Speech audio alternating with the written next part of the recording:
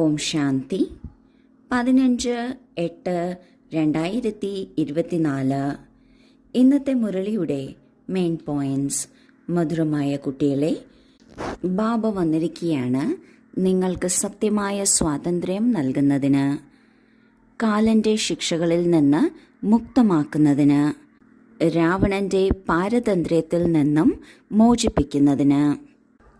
ബാബ വന്നിരിക്കുന്നത് നമ്മൾ കുട്ടികൾക്ക് യഥാർത്ഥ സ്വാതന്ത്ര്യം നൽകുന്നതിനാണ്, ശിക്ഷകളിൽ നിന്ന് മുക്തമാക്കുന്നതിനാണ്, രാവണന്റെ ചങ്ങലകളിൽ നിന്ന് മോചിപ്പിക്കുന്നതിനാണ്. യഥാർത്ഥ സ്വാതന്ത്ര്യം എന്നാൽ കർമ്മേന്ദ്രിയ ജീത്ത്, അതായത് എല്ലാ കർമ്മേന്ദ്രിയങ്ങൾക്കും അധികാരിയായിരിക്കുക. ഇവിടെ കർമ്മേന്ദ്രിയങ്ങൾ എന്നുദ്ദേശിക്കുമ്പോൾ അതിൽ 3 ജ്ഞാനേന്ദ്രിയങ്ങളും അടങ്ങിയിട്ടുണ്ട്. അതായത് മനസ്സ്, ബുദ്ധി, സംസ്കാരം എന്നിവയും. നമ്മൾ ആത്മാവ് രാജാവായി ഇവയെ നന്നായി അധികാരത്തിലൂടെ നയിക്കുക, ഇതിനെയാണ് സ്വാതന്ത്ര്യമെന്ന് പറയുന്നത്. ഒപ്പം കഴിഞ്ഞകാല പാപകർമ്മങ്ങളിൽ നിന്നും മോചിപ്പിക്കുകയുമാണ്. കഴിഞ്ഞകാല കർമ്മഭോഗങ്ങൾ എന്നത് ഏത് തരത്തിലും നമ്മളുടെ അടുക്കൽ വരാം. അതൊരു ശിക്ഷയുടെ രൂപത്തിലാണ് വരുന്നത്. അവയിൽ നിന്നും നമ്മെ മുക്തമാക്കുന്നു. ഒപ്പം രാവണന്റെ പിടിയിൽ നിന്നും മുക്തമാക്കുന്നു. രാവണന്റെ പാരതന്ത്ര്യം എന്നാൽ വികാരങ്ങൾക്ക് വശീഭൂതരായിരിക്കുന്ന സ്ഥിതിയിൽ നിന്ന് വികാരങ്ങളെ ജയിച്ചവരാക്കി മാറ്റുന്നു. ഇങ്ങനെ യഥാർത്ഥ സ്വാതന്ത്ര്യം നമ്മൾ ആത്മാവിൻ്റെ സ്വാതന്ത്ര്യമാണ്. സ്വഭാവ സംസ്കാരങ്ങളുടെ പിടിയിൽ നിന്നും കർമ്മേന്ദ്രിയങ്ങൾക്ക് വശീഭൂതരായിരിക്കുന്ന സ്ഥിതിയിൽ നിന്നും നമ്മളെ മോചിപ്പിക്കുന്നു. ഇതാണ് യഥാർത്ഥ സ്വാതന്ത്ര്യം. ചോദ്യം: ബാബയുടെയും നിങ്ങൾ കുട്ടികളുടെയും മനസ്സിലാക്കിച്ചു കൊടുക്കുന്നതിൽ മുഖ്യ വ്യത്യാസം എന്താണ്? ഉത്തരം: ബാബ മനസ്സിലാക്കിച്ചു കൊടുക്കുമ്പോൾ മധുരമായ കുട്ടികളെ എന്ന് പറഞ്ഞ് മനസ്സിലാക്കി കൊടുക്കുന്നു. ഇതിലൂടെ ബാബ പറയുന്ന കാര്യത്തിൻ്റെ അമ്പേൽക്കുന്നു. നിങ്ങൾ കുട്ടികൾ പരസ്പരം സഹോദരങ്ങൾക്ക് മനസ്സിലാക്കി കൊടുക്കുന്നു. മധുരമായ കുട്ടികളെ എന്ന് പറയാൻ സാധിക്കില്ല. ബാബ മുതിർന്നതാണ്. ഇതിനാൽ ബാബ പറയുന്ന കാര്യത്തിൻ്റെ പ്രഭാവം ഉണ്ടാകുന്നു. ബാബ കുട്ടികൾക്ക് റിയലൈസ് ചെയ്യിക്കുന്നു, കുട്ടികളെ, നിങ്ങൾക്ക് ലജ്ജ വരുന്നില്ലേ? നിങ്ങൾ പതീതരായി തീർന്നിരിക്കുന്നു. ഇപ്പോൾ പാവനമാകൂ. ബാബ പറയുന്നത് മുരളിയാണ്. കുട്ടികൾ പറയുന്നത് ക്ലാസ്സുകളും മറ്റ് കോഴ്സുകളും ഒക്കെയാണ്. 2 കൂട്ടരും പറയുന്നത് ഒരേ കാര്യങ്ങൾ തന്നെയാണെങ്കിലും വ്യത്യാസം എന്താണ്? ബാബ എന്താണോ കുട്ടികളോട് പറയുന്നത് അത് അച്ഛൻ കുട്ടികളോട് പറയുന്നതാണ്. അതിനാൽ മധുരമായ കുട്ടി എന്ന് പറഞ്ഞ് ആ മുഴുവൻ സ്നേഹവും പാലനയും അടങ്ങിയ ശബ്ദങ്ങളാണ് ബാബ പറയുന്നത്. അതാണ് നമ്മുടെ മുരളി. എന്നാൽ കുട്ടികൾ പറയുമ്പോൾ ഒരിക്കലും മധുരമായ കുട്ടി എന്ന് പറയില്ല. കാരണം നമ്മൾ ആത്മാക്കളെല്ലാവരും സഹോദരങ്ങളാണ്. ആ സാഹോദര്യ സ്നേഹമാണ് വാക്കുകളിൽ ഉള്ളത്. അച്ഛനുള്ള അസീമമായ സ്നേഹത്തിൻ്റെ പ്രഭാവം കുറവായിരിക്കും. എന്തുകൊണ്ടെന്നാൽ ബാബ മുതിർന്നതാണ്, നമ്മുടെ അച്ഛനാണ്. അപ്പോൾ അതിൻ്റെ പ്രഭാവം ഉണ്ടായിരിക്കും. എന്നാൽ നമ്മൾ സഹോദരങ്ങൾ പരസ്പരം ജ്ഞാനം മനസ്സിലാക്കിച്ചു കൊടുക്കുമ്പോൾ അതിൽ സാഹോദര്യ സ്നേഹമാണ് അടങ്ങിയിട്ടുള്ളത്. അതിലൊരിക്കലും മധുരമായ കുട്ടിയെന്നോ അച്ഛൻ കുട്ടികൾക്ക് പറഞ്ഞു കൊടുക്കുന്നു എന്ന രീതിയോ ഉണ്ടായിരിക്കില്ല. ബാബ കുട്ടികൾക്ക് മനസ്സിലാക്കിച്ചു തരികയാണ്. നമ്മളെല്ലാവരും ഇപ്പോൾ പതീത സ്ഥിതിയിൽ എത്തിയിരിക്കുകയാണ്. ലജ്ജ തോന്നേണ്ട സ്ഥിതിയാണ്. കാരണം നമ്മുടെ യഥാർത്ഥ സ്ഥിതി എന്നത് സതോ പ്രധാന സ്ഥിതിയായിരുന്നു. ആ സ്ഥിതിയിൽ നിന്ന് ഏറ്റവും താഴത്തെ സ്ഥിതിയിൽ എത്തിയിരിക്കുകയാണ്. തിരിച്ച് അതുപോലെ സതോ പ്രധാനമാകണം, പാവനമാകണം. ധാരണയ്ക്കുള്ള മുഖ്യസാരം: 1.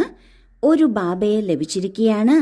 ഇതിനാൽ ഒരു കാര്യത്തിൻ്റെയും ചിന്ത അല്ലെങ്കിൽ പ്രയാസം ഉണ്ടാകരുത്.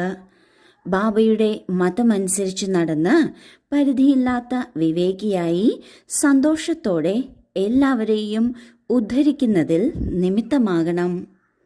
2. കാലന്റെ ശിക്ഷകളിൽ നിന്ന് മോചിതരാകുന്നതിന് അല്ലെങ്കിൽ സത്യമായ സ്വാതന്ത്ര്യം പ്രാപ്തമാക്കുന്നതിന് തീർച്ചയായും പാവനമാകണം. ജ്ഞാനം വരുമാന മാർഗമാണ്. ജ്ഞാനം ധാരണ ചെയ്ത് ധനവാൻ ആകണം. ആദ്യത്തെ പോയിന്റിൽ ബാബ പറയുന്നു, ഒരു ബാബയെ നമ്മൾക്ക് ലഭിച്ചിരിക്കുകയാണ്. ബാബ ജ്ഞാനസാഗരനാണ്, 3 കാലങ്ങളെയും അറിയുന്നവനാണ്, നമ്മുടെ അച്ഛനാണ്, അതുപോലെ തന്നെ വഴികാട്ടിയുമാണ്. ഇങ്ങനെയുള്ള ബാബ കൂടെയുള്ളപ്പോൾ ഒരു കാര്യത്തിലും ഒരിക്കലും മനപ്രയാസം അനുഭവിക്കരുത്, ബുദ്ധിമുട്ട് എടുക്കരുത്.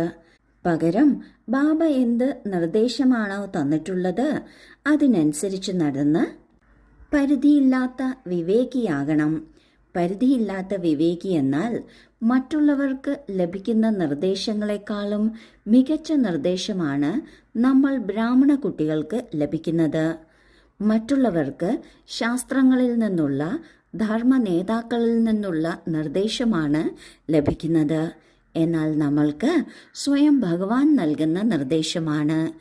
ഇതിലൂടെ നാം പരിധിയില്ലാത്ത വിവേകശാലികളായി മാറുന്നു. ഇങ്ങനെ വിവേകശാലികളായി സന്തോഷത്തോടെ സേവനത്തിന് നിമിത്തമാകണം. ഈ സേവനമെന്നത് സർവരെയും ഉദ്ധരിക്കാനുള്ള സേവനമാണ്. 2ാമത്തെ പോയിന്റിൽ ബാബ പറയുന്നു, സത്യമായ സ്വാതന്ത്ര്യം പ്രാപ്തമാക്കുന്നതിന്, അതായത് കാലന്റെ ശിക്ഷകളിൽ നിന്ന് മോചിതരാകുന്നതിന് തീർച്ചയായും പവിത്രമാകണം. ഈ ജ്ഞാനം എന്നത് വരുമാന മാർഗമാണ്. അതായത് ഏതെല്ലാം രീതിയിലൂടെ നമ്മൾക്ക് പുണ്യം ശേഖരിക്കാൻ സാധിക്കും എന്നത് ഈ ജ്ഞാനത്തിലൂടെ നമ്മൾക്കറിയാൻ സാധിക്കുന്നു. ഒപ്പം ഈ ജ്ഞാനം എന്നത് അവിനാശി രത്നങ്ങൾക്ക് സമാനമാണ്.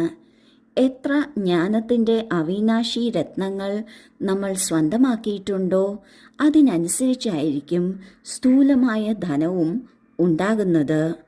അതും ഈ ഒരു ജന്മം മാത്രമല്ല, മുഴുവൻ കൽപ്പത്തിലും ഉണ്ടാകുന്നത്. അതിനാൽ ഈ ജ്ഞാനം ധാരണ ചെയ്ത് ധനവാനായി തീരണം. വരദാനം: ജ്ഞാനത്തിൻ്റെ ലൈറ്റ് മൈറ്റിലൂടെ റോങ്ങിനെയും റൈറ്റിലേക്ക് പരിവർത്തനം ചെയ്യുന്ന ജ്ഞാനീതു ആത്മാവായി ഭവിക്കട്ടെ. പറയാറുണ്ട്, ജ്ഞാനം ലൈറ്റാണ്, മൈറ്റാണ്. എവിടെ ലൈറ്റ്, അതായത് വെളിച്ചമുണ്ടോ, ഇത് ശരിയാണ്, ഇത് തെറ്റാണ്, ഇത് അന്ധകാരമാണ്, ഇത് പ്രകാശമാണ്, ഇത് വ്യർത്ഥമാണ്, ഇത് സമർത്ഥമാണ് എന്ന് അങ്ങനെ തെറ്റിനെ മനസ്സിലാക്കുന്നവർ തെറ്റായ കർമ്മങ്ങൾക്കോ സങ്കല്പങ്ങൾക്കോ വശീഭൂതമാകുക സാധ്യമല്ല. ജ്ഞാനീതു ആത്മാവർത്ഥം വിവേകശാലികൾ, ജ്ഞാനസ്വരൂപർ. അവർ ഒരിക്കലും ഇങ്ങനെ പറയുന്നത് സാധ്യമല്ല, ഇങ്ങനെ സംഭവിക്കരുതായിരുന്നു. എന്നാൽ അവരുടെ അടുക്കൽ തെറ്റിനെ ശരിയിലേക്ക് പരിവർത്തനം ചെയ്യുന്നതിനുള്ള ശക്തി ഉണ്ടാകുന്നു. ഈ ജ്ഞാനത്തിലൂടെ നമ്മൾക്ക് തെറ്റും ശരിയും എന്താണെന്ന് അറിവ് ലഭിക്കുന്നു, പ്രകാശം എന്താണെന്ന് അറിയുന്നു, അർത്ഥവത്തായത് എന്താണെന്നും അറിയുന്നു. ഇതിലൂടെ തെറ്റേതാണ് ശരിയേതാണ് എന്നത് കർമ്മത്തിൻ്റെ തലത്തിലും സങ്കല്പങ്ങളുടെ തലത്തിലും നമ്മൾക്ക് അറിയാൻ സാധിക്കുന്നു. ഈ അറിവിൻ്റെ ആധാരത്തിൽ നാം ഒരിക്കലും തെറ്റായിട്ടുള്ളതിന് വശീഭൂതരാകുക സാധ്യമല്ല. ജ്ഞാനീതു ആത്മാവെന്നാൽ വിവേകശാലികളാണ്, ജ്ഞാനസ്വരൂപരാണ്.